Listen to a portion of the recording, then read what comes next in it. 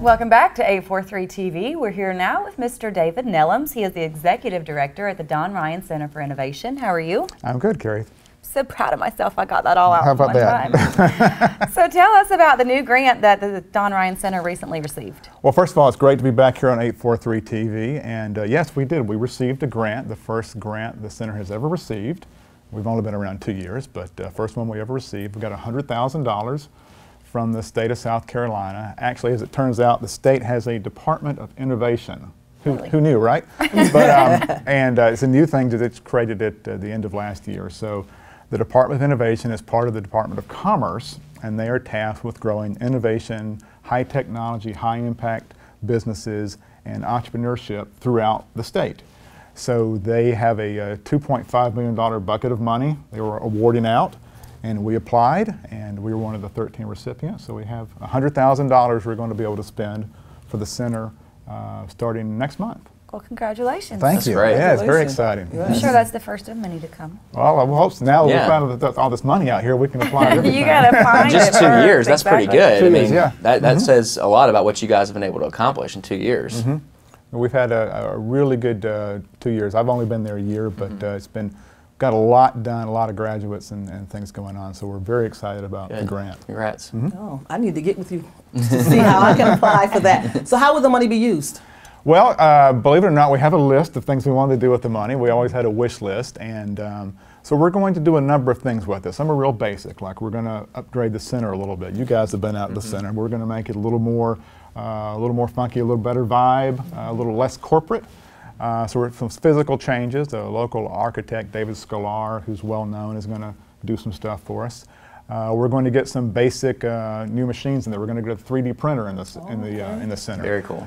We're going to expand our reach to the community, because the center is not just for these 8 companies that are in there. It's for the region. That's one of my big pushes. It's for everybody. So we want to involve the schools. Right. We want to involve your school. We want to, and it doesn't have to be just Bluffton. It's the region. This is innovation for the region. So we want to involve the high schools, the middle schools, the colleges, everything. We want to have better programs. We want to be able to spend a little bit of money on our existing innovators that need a little bit of money for growth. So scholarships to those types of things. So we have a long list of things we want to do with the money, and it's just a matter of getting it in here and putting it to work. All right. Does this money replace other funding that the center is receiving? No, it doesn't. This money, by definition for the grant, cannot be used for operations. And so things like salaries and rent and utilities and things like that, we can't use it to pay our day-to-day bills. And one of the other things about the grant is it has to be a one-to-one match. So in other words, we have to have had this money being put up anyway to receive this money. So it's not something that the town can stop paying $100,000. We're paying that money anyway, so this is just additional new money we have to use. So it's just supplementing. It's supplementing money, yeah. And that's the only way to grow, really. Yeah. I mean, that's the way you got to do it. It's found money, if you will. So, you know, if you found $100,000 for your business, what would you do? Oh, I had this whole list of things I want to do, and that's what we're going to be doing. So when the money finally, you get it, and it's sitting in the account, what is the first thing on that list that you're going to do? The first thing is actually the 3D printer, which we need because I have a number of innovators in the center now that need to do what's called rapid prototyping, where you can make parts and portions of your product you're going to be producing to see how it integrates, to see if this is the right way before actually going to manufacturing and production. So we can do rapid prototyping with that. I have 2 companies, almost 3 companies that could use that. So we need to get that printer in there probably in July, mid-July. We'll have it driven by a nice iMac workstation. We're going to have a whole maker space there for the workstation and the printer. So that's the first thing we're going to do to it. And I'm really excited about the printer because, again, it's not just for the innovators, it's for the community. So that would be a cool thing just to come watch. Yeah, exactly. Those I've gotten so so much interest. And when you see one of these things, you go, oh my gosh, this is the future. Yeah. I mean, people don't understand it really until they see it. But I want to be able to open this printer services up to the community.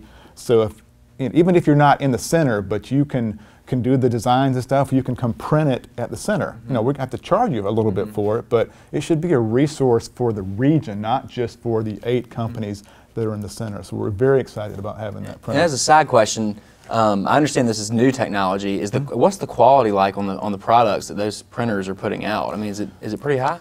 It is pretty high. It prints at what's called 70 microns, which is all it means is it prints very, very fine resolution. And it's a low cost printer, but I mean, you get printers that come from $1,000 to $1 million. Okay. And once you start looking at 3D printers and you think, well, this one will print in ABS and nylon and PLA, but some printers print in metal, some printers print in rubber, ceramic. I even saw a printer at the tour we went to last week up in Rock Hill. They have a printer that prints in chocolate. Wow. That one? I want that one. That is not the one we're getting. Yeah, but so we're really excited about that. Cool. So that's the first thing we're going to do. Well, obviously there's been a ton of growth over the last 2 years. I mean, I feel like every time I interview somebody or speak with someone about the Don Ryan Center, there's always something going on. But tell everybody else, what else is going on right now at the center? Well, we're real excited. We finally, because the Don Ryan Center is kind of a startup business on its own, we finally did some research to figure out how we're doing.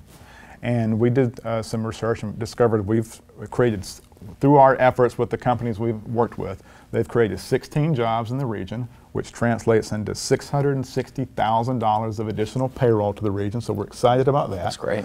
We're also next week starting the Don Ryan Foundation, which will be run by the Community Foundation for the Low Country, to start trying to get private money in to run the center as opposed to Town of Bluffton public money. We're still going to be a public resource, but we want to use it with private money. So we're excited about kicking that off as well. So there's a lot of stuff to go on. I'm out of time, but I have a whole list of that stuff. Well, thank you for being with us today. Thank you. And make sure that you join us next time for more 843 TV. Where communities come to speak.